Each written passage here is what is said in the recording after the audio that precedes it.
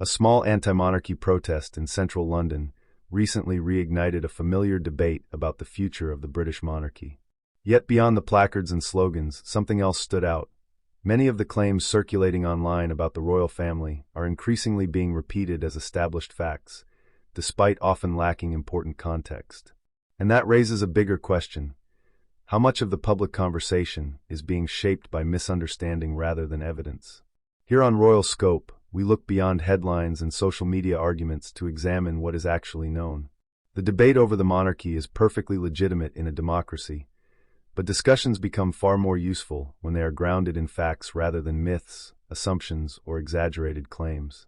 One of the most common arguments concerns cost. Critics frequently cite figures suggesting the monarchy costs taxpayers hundreds of millions of pounds each year. However, the financial picture is more complex. The sovereign grant, which funds the official duties of the monarch and supports the functioning of the royal household, is publicly reported and subject to scrutiny. At the same time, revenue generated by the Crown Estate largely goes to the UK Treasury, with only a percentage returned through the grant. Whether that arrangement represents good value remains a matter of opinion, but the figures are often presented without their full context. Another widely repeated claim is that King Charles III is deeply unpopular and that the monarchy is on the verge of collapse. In reality, public opinion has fluctuated for decades. Polling organizations regularly record varying levels of support for both the monarch and the institution itself. While Republican sentiment certainly exists, there is currently no evidence that the United Kingdom is on the brink of abolishing the monarchy. Questions also arise about the monarchy's role in modern Britain.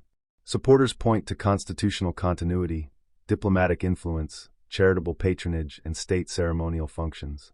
Critics argue that these responsibilities could be fulfilled by an elected head of state.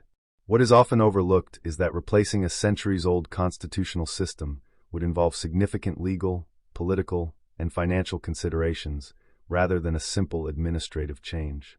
As for accusations that members of the royal family are inactive, official records show that senior working royals continue to carry out hundreds of engagements each year, including charity visits, diplomatic meetings, and state events.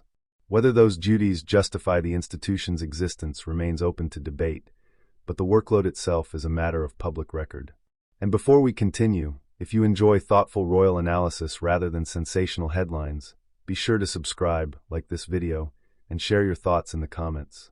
The conversation around the monarchy is evolving, and your perspective is part of that discussion.